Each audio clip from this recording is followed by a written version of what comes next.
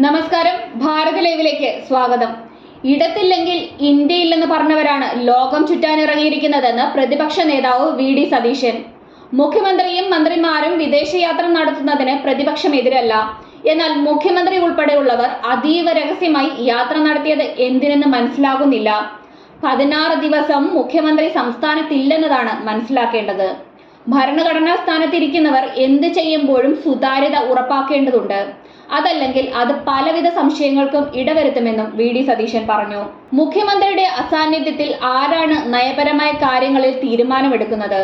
പകരം ചുമതല ഒരു മന്ത്രിക്കും നൽകാത്തത് എന്തുകൊണ്ടാണ്? ചുമതല ഏൽപ്പിക്കാൻ പറ്റുന്ന തരത്തിൽ മുഖ്യമന്ത്രിക്ക് വിശ്വാസമുള്ള ആരും ഈ മന്ത്രിസഭയിൽ ഇല്ലെന്നാണോ?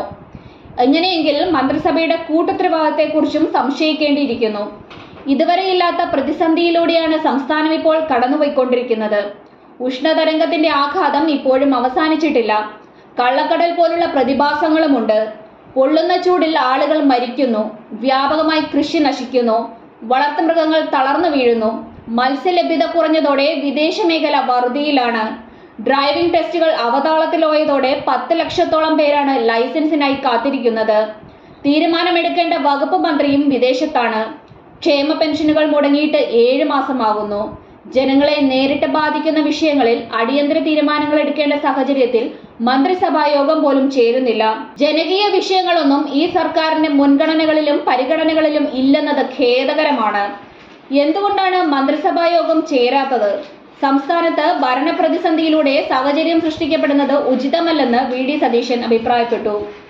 ഇടത്തില്ലെങ്കിൽ ഇന്ത്യയില്ലെന്ന് പറഞ്ഞവരാണ് ഇപ്പോൾ ലോകം ചുറ്റാനിറങ്ങിയിരിക്കുന്നത്. കേരളത്തിലെ തിരഞ്ഞെടുപ്പ് കഴിഞ്ഞതോടെ CPMന്റെ ഏക മുഖ്യമന്ത്രിയും വിദേശത്ത് പോയി. PB അംഗം കൂടിയായ പിണറായി വിജയൻ ബംഗാളിലോ ത്രിപുരയിലോ പോലും പ്രചരണത്തിന് പോയിട്ടില്ല. BJPയെ പേടിച്ചാണോ പിണറായി വിജയൻ പ്രചരണത്തിന് ഇറങ്ങാതിരിക്കുന്നത്? അതിന്റെ ഭാഗമായാണോ വിദേശത്തേക്ക് പോയത്?